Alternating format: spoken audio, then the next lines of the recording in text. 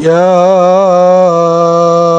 أيها الذين آمنوا لا تأكلوا الربا أضعافا مضاعفة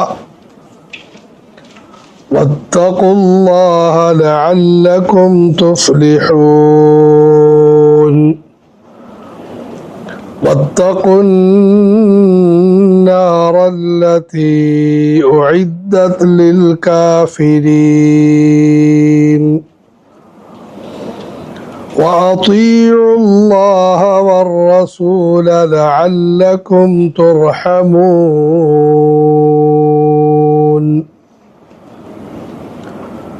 ആയത്ത് 130. യാ അയ്യുഹല്ലദീന ആമനു, അല്ലയോ സത്യവിശ്വാസികളെ, ലാ തഅകുലുർ റിബാ, നിങ്ങൾ പലിശ ഉപയോഗിക്കരുത്, അദ്ആഫം മുദാഅഫ, ഇരട്ടി ഇരട്ടിയായി ഉപയോഗിക്കരുത്. വത്തഖുല്ലാഹ ലഅല്ലകും തുഫ്ലിഹൂൻ,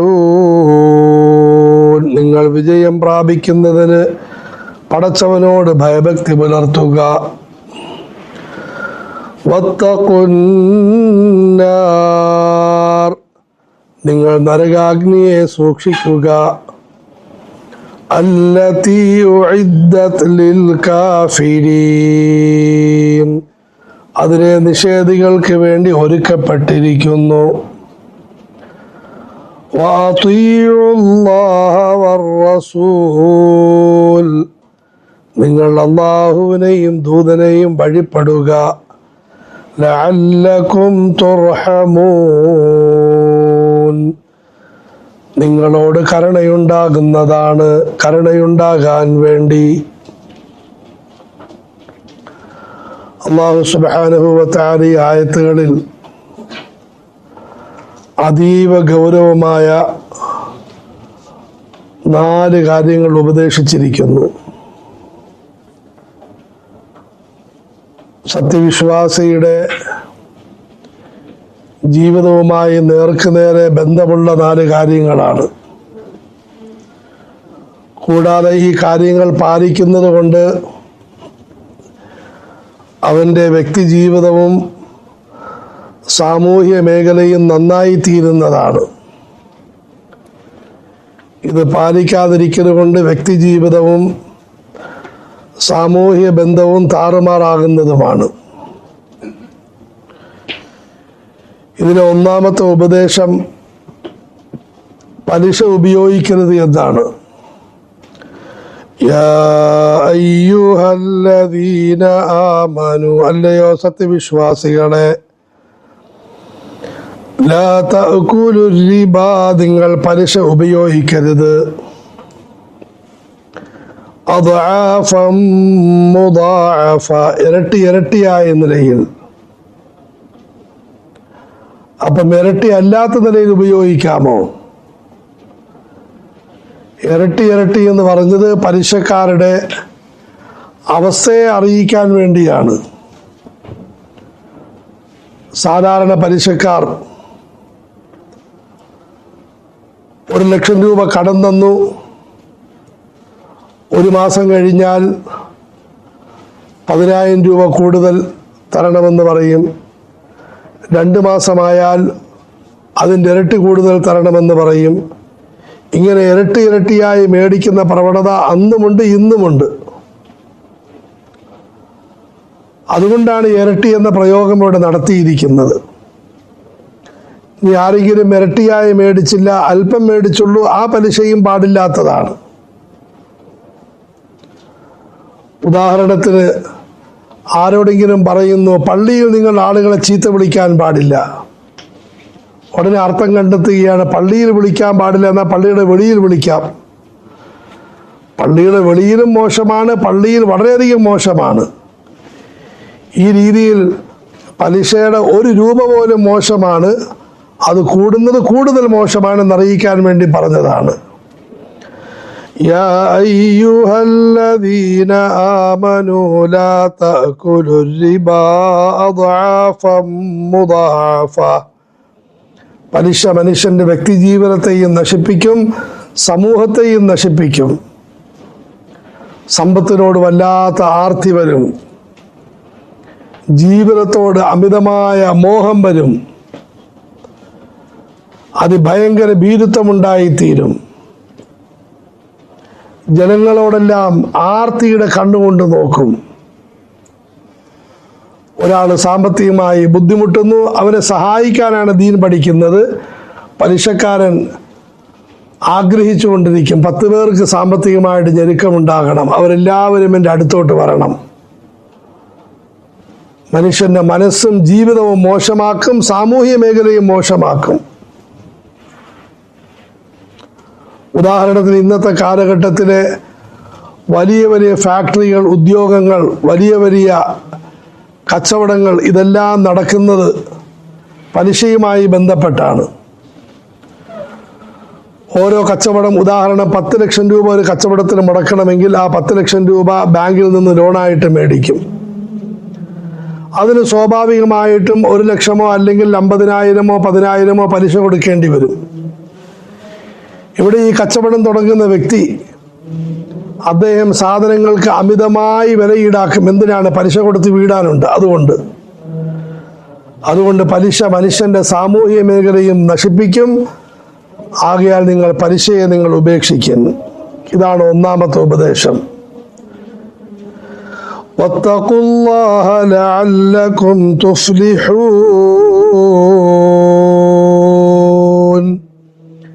പലിശയെ ഉപേക്ഷിക്കാൻ കൽപ്പിച്ചതിന് ശേഷം അല്ലാഹു തആല പിന്നെ എന്ത് ചെയ്യണം? നിങ്ങൾ പടച്ചവനോട് ഭയഭക്തി പുലർത്തണം. നിങ്ങളുടെ ഉടമസ്ഥനായ അള്ളാഹുവിനെ അറിയണം, ആ അള്ളാഹുവിനെ സ്നേഹിക്കണം, പടച്ചവനോട് ഭയം വേണം, പടച്ചവന്റെ കൽപ്പനകൾ നിങ്ങൾ മാനിക്കുകയും പാലിക്കുകയും വേണം. ലഅല്ലകും തുഫ്ലിഹൂൻ. നിങ്ങൾ ഇരുലോകത്തും വിജയം വരിക്കുന്നതാണ്. ഈ ലോകത്തും വിജയിക്കുന്ന ആളെ പരലോകത്തും വിജയിക്കും. അള്ളാഹുവിനോട് ഭയഭക്തി പുലർത്തുന്നതുകൊണ്ട് പലിശയുമായി ബന്ധപ്പെടുന്നു. പടച്ചവൻ നിരോധിച്ച കാര്യങ്ങൾ ചെയ്താൽ ഈ ലോകവും നശിക്കുന്ന ആളെ പരലോകവും നശിക്കും. വത്തഖുല്ലാഹ ലഅല്ലകും തുഫ്ലിഹൂൻ. വത്തഖുന്നാറല്ലതീ ഉഇദ്ദത് ലിൽകാഫിരീൻ. മൂന്നാമത്തെ ഉപദേശം, നിങ്ങൾ നരകാഗ്നിയെ ഭയക്കുക. നരകാഗ്നിയെ നിങ്ങൾ സൂക്ഷിക്കണം. അത് നിഷേധികൾക്ക് വേണ്ടി ഒരുക്കപ്പെട്ടിരിക്കുകയാണ്. സ്വർഗം അത് സത്യവിശ്വാസികൾക്ക് വേണ്ടി തയ്യാറാക്കപ്പെട്ടിരിക്കുന്നു. അടുത്ത ആയത്തിൽ പറയുന്നുണ്ട്. ഓരോ റമദാനാകുമ്പോഴും അതിനെ പുതുക്കപ്പെട്ടുകൊണ്ടിരിക്കും. നരകം നിഷേധികൾക്ക് വേണ്ടി തയ്യാറാക്കപ്പെട്ടിരിക്കുന്നു. കടുത്ത വേനലിൻ്റെ ചൂടും അതുപോലെ കടുത്ത തണുപ്പിൻ്റെ അവസ്ഥയും നരകത്തിൻ്റെ അംശമായിട്ടുണ്ടാകുന്നതാണെന്ന് റസൂലുള്ളാഹി സ്വല്ലല്ലാഹു അലൈഹി വസല്ലം പറയുന്നു. നരകത്തെ സൂക്ഷിക്കണം. നരകത്തിൻ്റെ ചെറിയൊരു ഭാഗമായ ചൂട് നമുക്ക് അസ്വസ്ഥമാണെങ്കിൽ ആ നരകത്തിന് തീ എത്ര ചൂടുള്ളതായിരിക്കും, പ്രയാസകരമായിരിക്കും. വത്തഖുന്നാറല്ലതീ ഉഇദ്ദത് ലിൽകാഫിരീൻ വഅതീഉല്ലാഹ വറസൂല ലഅല്ലകും തുർഹമൂൻ. നിങ്ങൾ അല്ലാഹുവിനെ അനുസരിക്കുക, അല്ലാഹുവിൻ്റെ ദൂതനെ അനുസരിക്കുക. അല്ലാഹു എന്തെല്ലാം കാര്യങ്ങൾ പറഞ്ഞോ അത് കേൾക്കാൻ സന്നദ്ധമാകുക. റസൂലുള്ളാഹി സ്വല്ലല്ലാഹു അലൈഹി വസല്ലം എന്തെല്ലാം കൽപ്പിച്ചോ അതെല്ലാം പാലിക്കാൻ നിങ്ങൾ സന്നദ്ധമാകുക. നിങ്ങളുടെ ബുദ്ധിയെ കൊണ്ട് അളക്കരുത്, അല്ലെങ്കിൽ സാഹചര്യത്തിലേക്ക് നോക്കരുത്, ഇതെങ്ങനെ നടക്കാനാണെന്ന് ചിന്തിക്കരുത്.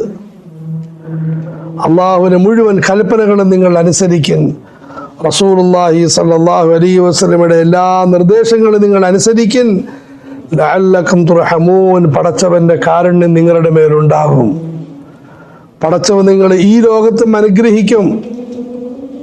നിങ്ങളുടെ ചെറുപ്പത്തിൽ അനുഗ്രഹിക്കും, നിങ്ങളുടെ വാർദ്ധക്യത്തിൽ അനുഗ്രഹിക്കും, വീട്ടിൽ അനുഗ്രഹിക്കും, നാട്ടിൽ അനുഗ്രഹിക്കും. പടച്ചവൻ്റെ അനുഗ്രഹമുണ്ടെങ്കിൽ നമ്മൾ രക്ഷപ്പെടും. പടച്ചവൻ്റെ അനുഗ്രഹമില്ല, നമ്മൾ അപകടത്തിലാകും. മരണത്തിൻ്റെ സമയത്ത് പടച്ചവൻ അനുഗ്രഹിക്കും. ഖബറിൽ ഒറ്റയ്ക്ക് കിടക്കുമ്പോൾ പടച്ചവൻ അനുഗ്രഹിക്കും.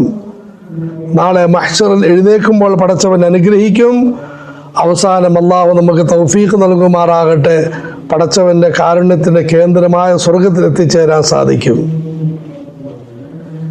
ഇതാണ് 4 ഉപദേശങ്ങൾ. ഈ ഉപദേശങ്ങളിൽ ഏറ്റവും കാതലായ ഉപദേശം ഒന്നാമത്തതാണ്. അതിൻ്റെ പ്രേരണ എന്നോണമാണ് ബാക്കി 3 ഉപദേശങ്ങൾ പറഞ്ഞിരിക്കുന്നത്. പലിശയുമായി ബന്ധപ്പെടരുത്. നിങ്ങൾക്ക് സമ്പത്തിനോട് ആഗ്രഹം, ഹലാലായ സമ്പത്ത് ആഗ്രഹിച്ചുകൊള്ളിൻ, അതിനുവേണ്ടി പരിശ്രമിക്കിൻ, അതിനുവേണ്ടി പഠിക്കിൻ, അതിനുവേണ്ടി പടച്ചവനോട് പ്രാർത്ഥിക്കിൻ. വളരെ നല്ലത്. വളഞ്ഞ വഴിയിലൂടെ സമ്പത്ത് സമ്പാദിക്കുന്നത്, ബൈപ്പാസ് വഴി പണക്കാരനാകാൻ വേണ്ടി പരിശ്രമിക്കുന്നത്, ആളുകളെ കൊന്നും തിന്നും സ്വയം വയറ് വീർപ്പിക്കാൻ പരിശ്രമിക്കുന്നത് അപകടമാണ്.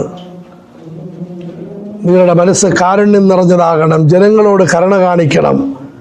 അങ്ങനെയാണെങ്കിൽ നിങ്ങൾ പലിശയുമായി ബന്ധപ്പെടാൻ പാടില്ല. യാ അയ്യുഹല്ലദീന ആമനൂ ലാ തഅകുലുർ റിബാ അദ്ആഫൻ മുദാഅഫ.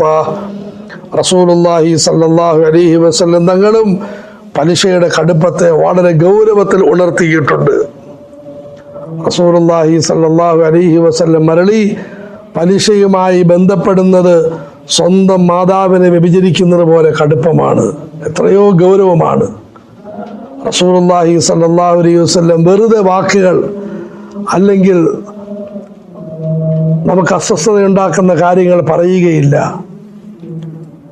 നെഞ്ചിൽ കല്ല് വെച്ച് കെട്ടിക്കൊണ്ടാണ് പറയുന്നത്. സ്വന്തം മാതാവിനെ ദ്രോഹിക്കുന്നത് പോലെ, നാണം കെടുത്തുന്നത് പോലെ നാശമാണ് പലിശയുമായി ബന്ധപ്പെടൽ.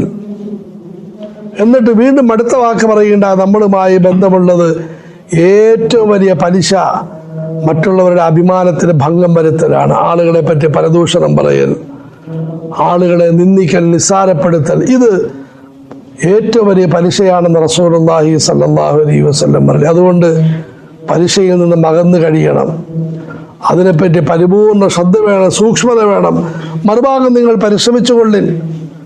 നല്ല സമ്പത്ത് വേണം, നല്ല സമ്പത്തിന് വേണ്ടി ആഗ്രഹിക്കും, അതിനുവേണ്ടി പഠിക്കും, അതിനുവേണ്ടി പരിശ്രമിക്കും. എന്തിനാണ് നല്ല സമ്പത്ത്? നന്മകൾ പ്രവർത്തിക്കാൻ, ദാനധർമ്മങ്ങൾ ചെയ്യണം, സാധുക്കളെ സഹായിക്കണം. ഇങ്ങനെ ആഗ്രഹിച്ച് സമ്പത്ത് കിട്ടിയാലും അനുഗ്രഹം, സമ്പത്ത് കിട്ടിയില്ലെങ്കിലും അനുഗ്രഹം. മോശമായ സമ്പാദ്യം നമുക്ക് വേണ്ട, നമ്മുടെ കുടുംബത്തിൽ വേണ്ട, മാതാപിതാക്കൾക്ക് വേണ്ട, കൂട്ടുകാർക്ക് വേണ്ട. അതിൽ നിന്നും അകന്നു കഴിയും. അതിനുവേണ്ടി കുറച്ച് ത്യാഗങ്ങൾ അനുഷ്ഠിക്കും. പടച്ചവൻ അനുഗ്രഹിക്കും. ആ അനുഗ്രഹങ്ങളെ പറ്റിയാണ് പറഞ്ഞത്. ഇരുലോകത്തും വിജയിക്കാൻ സാധിക്കും, നരകത്തിൽ നിന്ന് രക്ഷപ്പെടാൻ സാധിക്കും, പടച്ചവൻ്റെ കാരുണ്യമുണ്ടാകും. അള്ളാഹു നമുക്ക് അള്ളാഹുവിൻ്റെ അനുഗ്രഹവും ഔദാര്യം നൽകുമാറാകട്ടെ. മുഴുവൻ അപകടങ്ങളിൽ നിന്നും, അപകടകരമായ ദുസ്വഭാവങ്ങളിൽ നിന്നും അകന്നു കഴിയാൻ അള്ളാഹു തൗഫീഖ് നൽകുമാറാകട്ടെ.